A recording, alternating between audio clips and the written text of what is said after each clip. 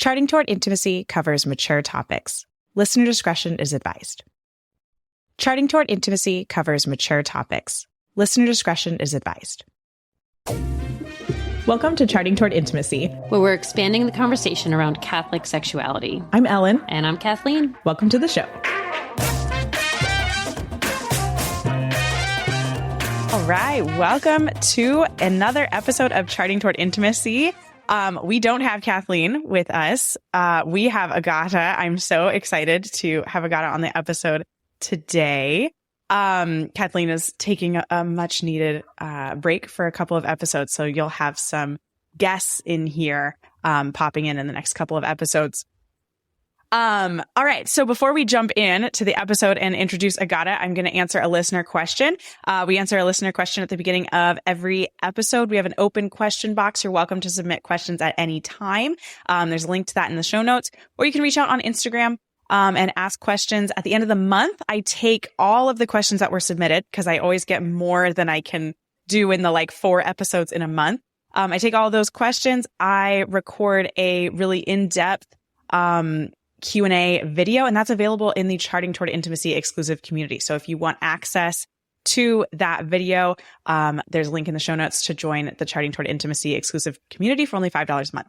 All right. So our question today is this person, it's actually a statement, but I'm going to speak to it. I have very irregular cycles due to being 45 and in perimenopause. My husband is very frustrated. First off, I just want to say that you are not alone. Perimenopause, which is in some ways defined as the last 60 cycles that you have. This is a difficult time to chart. I hope that you are working really closely with your instructor. A lot of methods have slightly different protocols for perimenopause, and so that could also help. You might also consider as well, if your method is not, is giving you really, really long periods of abstinence, consider looking into a method that utilizes cervical mucus. Cervical mucus is going to be the top priority during perimenopause. And so methods like Creighton, Billings, and Boston Crosscheck are often really good choices. Creighton and Billings are really strong in cervical mucus. And then Boston Crosscheck, I like to recommend simply because it has all the data. You're tracking cervical mucus, you're tracking basal body temperature and hormone levels in urine. And so a lot of times having all of the data can also kind of help with those windows of abstinence as well. But as far as the frustration goes, I think what this really comes down to is, communication and understanding why is it that God has put sexual desires on our heart? Our sexual desires cannot be fulfilled by our husband or our wife. That's not what they're designed for. Those sexual desires that we have are designed to point us toward God. We are supposed to open up our desire to God. And so this time of extended periods of abstinence can be a really incredible opportunity for you to really dig into your faith, you and your husband both, and express the frustration to God.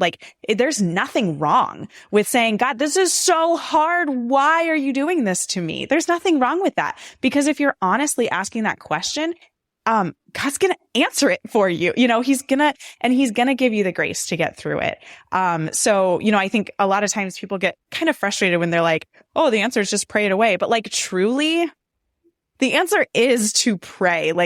Get down on your knees, open this up to the Lord, go to him in adoration.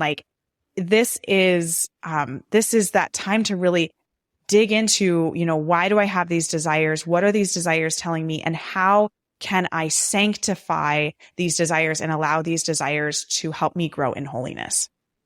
So there's my little soapbox. Agata, welcome to the podcast. Hi, Ellen. Thanks so much for having me. It's just a pleasure to be here.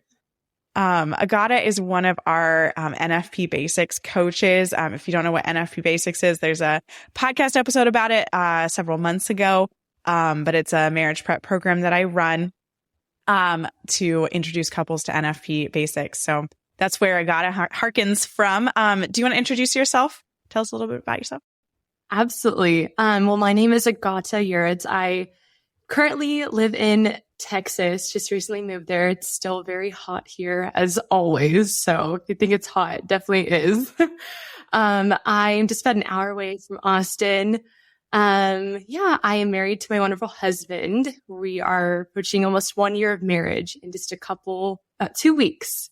So almost there. I'm a cradle Catholic, the youngest of three. So I have two older sisters. And yeah, just love living out the faith and being able to support those around me too. So thanks again for having me, Owen. Awesome.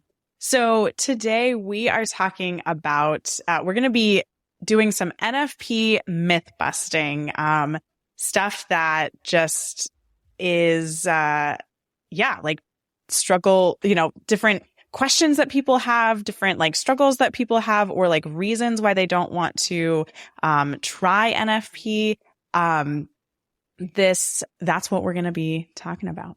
We've got a whole bullet pointed list here. So let's just jump in our list here. The first one we have is, it is not a reliable way to avoid pregnancy, or, it's ineffective. And, I think honestly, that's a pretty simple response. If someone comes up to you with that of like, here is the data, let me show you. Yeah. Do you have anything kind of more to that? Yeah, I think just today's society just pushes like that contraceptive mentality that when we try to talk about something other than that, then it seems like a shock to people. But the heart of it is there's just so much truth behind it. And I think once people truly like understand the meaning behind a woman's cycle and how your body actually works, I think there's a lot of truth that hasn't been untapped. So yeah, society definitely has a different outlook, but I've loved learning the efficacy of it, and the different efficacies of the different methods too. There's not just one. So it's great. Right. Well, and I think a lot of where this comes from is, two things. And one of them is going to lead us right into our next bullet point that we have. But, I think most people in society like don't realize that we have this cycle and we have this window of fertility. And so there is this immediate distrust because that's not what we were taught in sex ed. I personally was in one of those sex ed classes that said there's no such thing as safe sex. Like, and it's like, wow, that's so wrong on so many levels. Yeah. But, the next thing we have on this list here is like, this understanding, this thought process that like, if you have sex, you will get pregnant no matter where you are at in your cycle. Just this complete misunderstanding of how the female fertility cycle works. Yeah, absolutely. And with that being said too, there's kind of how you touched upon like in sex ed, like I think you have to really hit home on it a couple of times, because I just remember learning in 6th grade, just about your cycle and period. And I grew up with two older sisters, so I had just a general understanding, but it honestly, I know it's a little embarrassing to say, but like it honestly took me like learning an NFP method to like know like, wow, I ovulate at around this time every month, and my period comes at this time every month, and I don't have to be surprised when it comes. So it's so insightful, and it brings me so much joy to talk about it with other people, like what you're going through right now. Like you don't have to struggle with it. And that goes with a lot of things, not just, like when we can talk about this later too, I know that I'm jumping points here with, if you have like medical diagnoses or if you have irregular cycles, but more so like the emotions, like, oh, why am I feeling this way during this time of month? And why am I more productive during this time of month? It really just like is so eye-opening, just to learn about natural family planning and the way that a woman's body works too.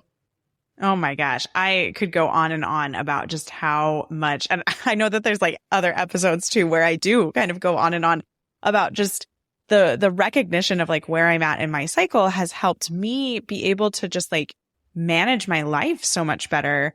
And be able to like not be angry with myself when I'm like toward the end of my cycle or like during menstruation. And I just like, my energy level is 0. And I just like can't even fathom throwing a load of laundry in.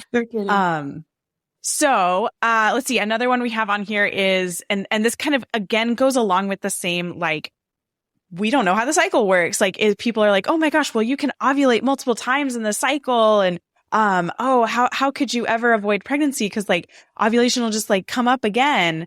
And that is like so not true. When you go to take a full course of instruction, an instructor would really walk you through like exactly why this is, but you can't ovulate more than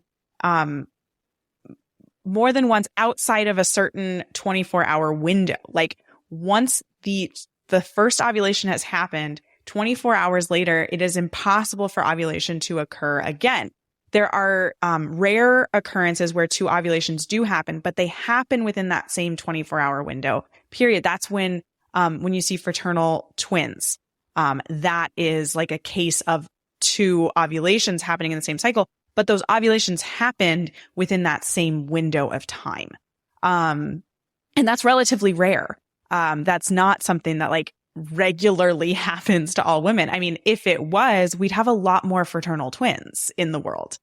And we don't. So, okay. Another one, you can't use NFP if you have irregular cycles. I hear this one so much. I think this was even a question that I answered like a few episodes ago, like just as a listener question.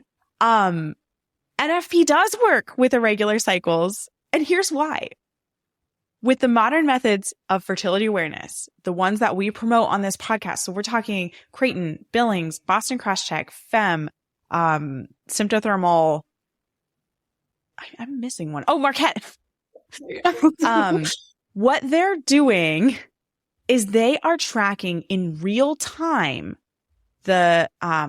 your biomarkers. And so they're giving us real-time data of what's going on. And so if you have irregular cycles, like particularly long cycles, it means that ovulation is delayed for some reason. So if you're tracking in real time, you'll see the signs of ovulation and know when you've hit that fertile window because those signs of ovulation are present.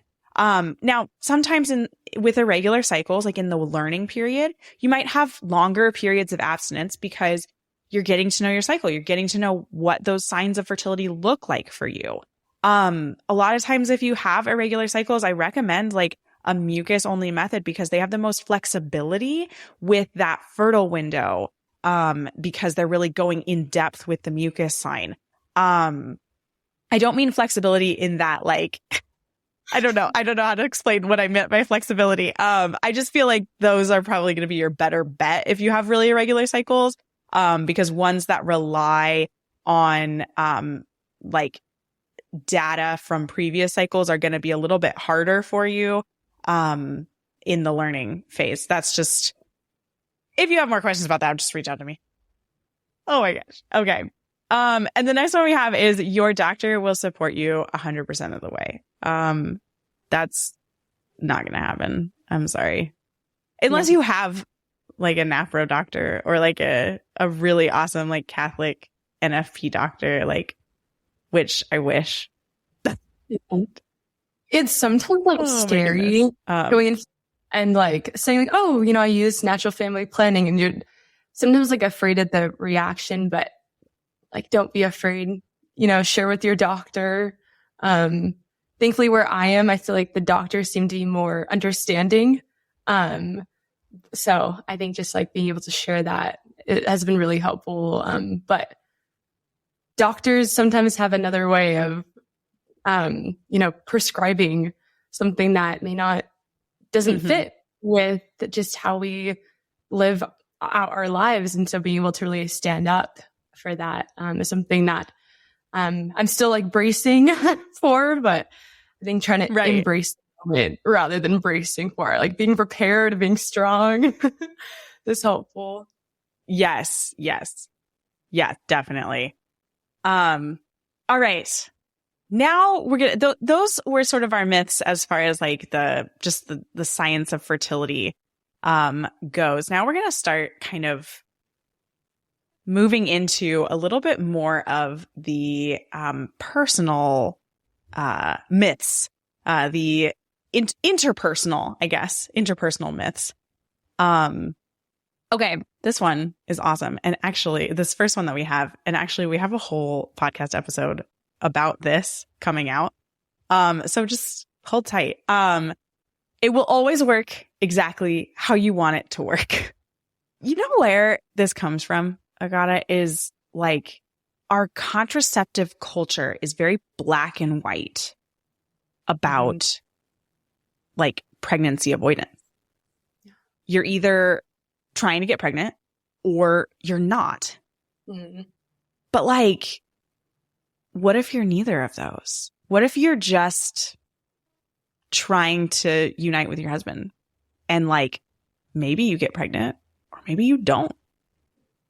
Like it's, and this I think comes out a lot in like NFP circles of like, oh, are you trying to avoid or trying to achieve? Right.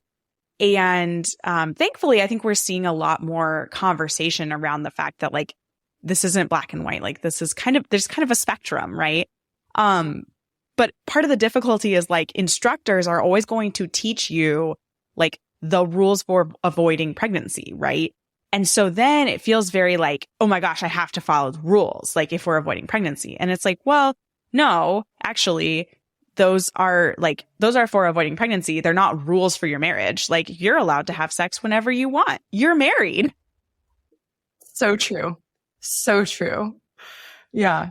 And yeah, on that too, just like with it working the way that you want it to work, that's where sometimes like that frustration can kind of come out with it. And so just really being patient with whatever method you choose. That's why choosing a method with an instructor is super helpful, because you have not only do you have your husband, you know, hopefully supporting you within your journey, but also like the instructor to be able to go back to when things can get just frustrating, confusing, and but it's always nice to have that support along the way too. That's why I really appreciate having my instructor, just to always touch base with every now and then. Yeah. Oh my gosh, totally. But I think too, where this like comes from too is like from our culture that is so obsessed with contraceptives. And particularly like our culture is obsessed with having sex without the quote consequence of sex, with meaning babies, meaning the fruit of sex, right? That's trickled into, sadly, our Catholic marriages, our Christian marriages, of like, well, I want to be able to have sex with my husband without the consequences. And here's the thing, like sex makes babies. And so, yeah, like that's just not what NFP is for. Like NFP is a tool that allows us to like discern God's will and avoid pregnancy according to, you know, certain guidelines and highly effective guidelines. But at the same time, like there are passions within marriage that are more important to follow than not getting pregnant. And I mean, yeah, I don't want to go too much into that. We'll keep going. Okay. So, this is like two together, which I've heard both of these, which always kind of make me laugh. Okay. So one of them is you only have to abstain for like a week when you're avoiding pregnancy. And then the other one is you have to abstain all the time if you're avoiding pregnancy. You just have to just completely abstain. Neither of those are true. I don't think there's any fertility awareness method that finds that short of a window. Like I'd be shocked if someone had that short of a window. Typically I think the window you're looking at is about 9 to 15 days. So we're looking at somewhere between a third to about half of a month. You know, so we're looking at like a week and a half to two weeks in a day. Yeah, so it's longer than a week.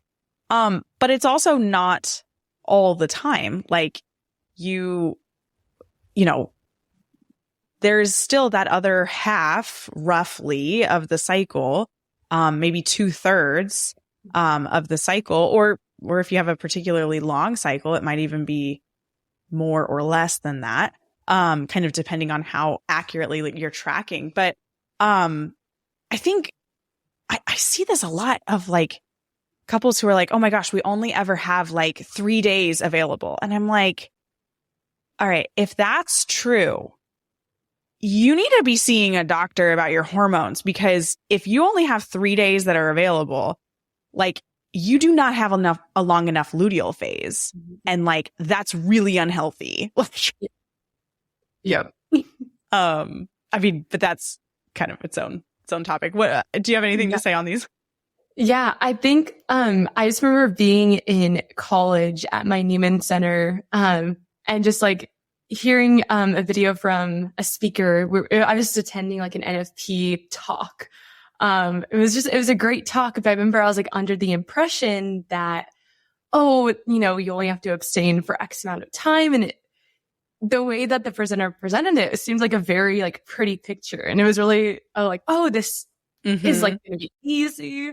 And I'm not saying that it's not. I mean, some parts of NFP the graces that come from it are amazing.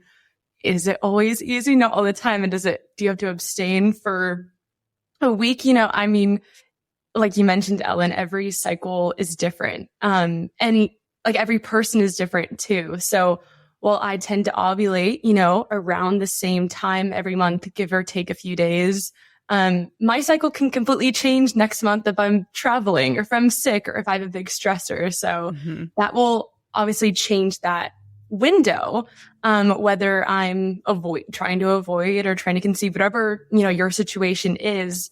There are several like factors, like life factors that can change your window. So, it's kind of just reminds me of that typical doctor example of you ovulate day 14. That's like the perfect cycle. Right. And that isn't everybody. It's not No, like it's not easy way to like look into a cycle in a typical 24-day cycle, or I'm sorry, 28-day cycle. I don't know where I got 24, but those are just kind of my 2 cents on it. That's still within the normal range. So True. if you have a 24-day cycle, you're fine. All right. Let's move on to the last couple that we have. So this one, we're not going to talk too much on this next one because we do have an entire episode about this.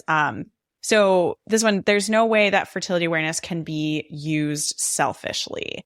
So go check out our episode called Selfish NFP, that Kathleen and I did, several months ago. We're looking early 2023, roughly.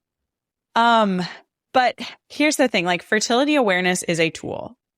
All tools in our world can be used for good and they can be used for evil. All tools. A pair of scissors can be used for good. It can cut out a cool thing in a piece of paper for your child, or it can be used to stab someone, right? There's a tool that can be used for good and evil easily. Okay.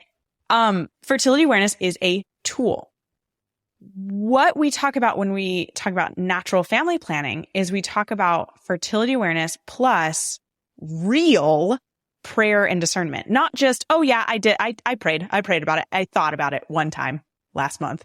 No, that's not what we mean by prayer. We mean regular prayer, going to mass with this intention on your mind for mass, going to adoration for your discernment process, having conversations with your husband on a monthly basis.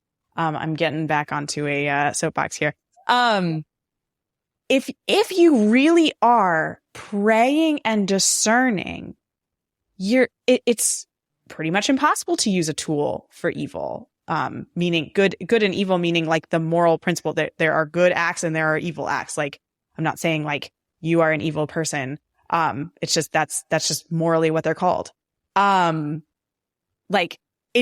If you are really walking with the Lord, it's really hard to use a tool for moral evil, right? But if you're not, it can slip, you can slip into a illicit, immoral action. Do you want to add anything to that? Yeah, I think just also, not just having that conversation once a month, like multiple times throughout the month, because you might have that conversation when you're in the midst of a fertile window, and that conversation might look different if you're at a different, due to hormones. And so I've definitely had many conversations with my husband. And one thing my instructor recommended is like deciding in the beginning of the month, like having that conversation at the beginning of the month and maybe like continuing that, but knowing it can change. But one thing that's helped me is that like God will always tell you the answer, but you have to talk with him. You have to communicate with him the same way you communicate with your husband. Just having all three of you just continually having that conversation. And like you mentioned, Ellen, like, oh, I had it last month or the month before, just having that ongoing conversation, because that's so important and valuable within a marriage and your relationship with your husband, and or for husbands too, relationship with your wife, and relationship with God as well. Yeah, absolutely. Another one in here, it will make your marriage divorce proof. Oh my gosh, I hate this one. You guys, it's a tool. It's a tool. Where this is coming from is data that couples that use NFP have lower divorce rates. Guess what? Couples that use NFP also attend mass regularly, pray regularly, discern regularly, try to grow in faith. Like, I think those are what are divorce proofing your, like, if you want something to divorce proof your marriage, go to daily mass with your spouse. Like, there's your divorce proof. Like, I mean, you got, like, it's not NFP that, like, stop telling engaged couples that, like, that isn't going to be the reason. And in fact, if there are deep-seated issues within the relationship and they are not, and like both husband and wife are not actively trying to grow closer to Christ, like every day of their lives, like using fertility awareness and then having to avoid pregnancy is going to open up a whole can of worms that's probably going to lead to some more issues. So yeah, just stop telling people that. It will be easy. No, I don't really have much to say to that one. Like, no, it's just not going to be easy. I can touch base on like the other just to like enlighten your listeners. Sometimes though, it's easier than I think it would be. Like sometimes when I was like learning about NFP, I thought I do the Marquette method. I thought I had to test every single day. That's like that's my myth that I busted myself. So I thought like the testing, Ellen, I don't know where I got that from. For some reason, I was like, I need to purchase like 36 every day. So that was that's not true. You don't have to test every day. If you do like more testing for your biomarkers. So there are times that are a little bit more difficult. However, to enlighten, there are times that you're like, wow, this is way easier than I thought it would be. AKA my situation. Yeah. No, that's fair. Okay. Another one, your spouse will always know where you are at in your cycle. No, you have to communicate like what's going on in your chart. Either like have the chart available for your husband to look at himself, or like actively look at it together a couple of times like throughout the cycle, or like give him heads up, like whatever works for your communication style. But like, no, like you might know where you're at in your cycle because you are charting every single day, but like these aren't things that are going on inside of your husband's body. Like they're things that are going on in your body. And so, yeah, that's a really important thing to communicate. I'm going to keep moving through these because we're getting close to time, and I don't want to miss these last couple. Absolutely. Couples that practice NFP have sex less often. Now, this is an interesting one. Because I think people like, we're so hyper focused on like, am I having enough sex in my relationship? That's a whole, that'd be a great podcast episode. That's a whole thing. Like there's just this like, oh my gosh, like what are other people doing? I have to keep up with the Joneses. Like I don't think our marriage isn't good enough. We're only having sex 5 times a week. I mean, clearly we're not having enough sex, right? I'm exaggerating. But like some couples that practice NFP do have less sex than they would if they weren't. And other couples don't. But like, that doesn't matter. What matters is like making sure that you and your husband are connecting both emotionally and physically in ways that are appropriate for your relationship. And in ways that are helping you both grow closer together and grow closer to God. Like so that might mean sex once a year for you. And that's wonderful. But like, make sure it's enough for both of you, right? Like, 100%. Okay. This last one, so good. You can do this again, myth. This is a myth. You can do half NFP. I'm putting quotes on that. So like, as long as I'm unitive and procreative most of the time, as long as I'm open to life most of the time, generally open to life, it's fine if like this one time we use a condom, or like this one time we pull out, or I just like masturbate this one time, or yeah, I mean, et cetera, et cetera, et cetera. Like, no. Let me tell you about the principle of totality. Like, well, actually, we'll not even get into that. When it comes to your life and your salvation, the only thing that matters is the present moment. What you did in the past doesn't matter for making an action like morally good or morally evil. And like, you can go back and listen to our like evaluating human action episode. I think it was titled defining licit and illicit acts. Like, there are certain, there's a certain way of evaluating a human action. And you evaluate that each time you do the same action. The circumstances do not change it. Your intention doesn't change anything. Like, that sentence doesn't make any sense. And let me explain to you why the sentence, oh, well, we're generally open to life, but like, it's okay if sometimes we're not. How does this sentence feel to you? Well, I'm generally faithful to my husband, but sometimes I'm not. Right? No, that's not okay. Infidelity is not okay. Like, right? So we can't just be okay with sometimes being not open to life. Like, that's not how sex works. Do you have anything else to add? Yeah, I think just reiterating everything, Ella, that you said just hits the nail on the head. But just being able to, when you are doing the act fully, and you are practicing NFP fully, there's no half doing it. There is, Ellen, you just said it perfectly. Can't add anything else to that. It's great. Well, Agata, thank you so much for coming on the podcast and chatting with me and brainstorming some of these like myths to roll through and bust some myths to bust. I have to be honest with you guys, like, Agata came up with like half of these. So like, I might have spoken to many of them, but Agata is the brains behind this episode. Well, Ellen, thanks for having me on, and thank you for everything that you do. You're such an inspiration to all, and just really appreciate everything. So thanks again. Thanks so much for listening. If you are not already following us on Instagram, be sure to check us out at Charting Toward Intimacy. And if you listen to podcasts on a platform that gives you the option to rate or review, we'd love for you to do that because it helps us spread the word about the podcast.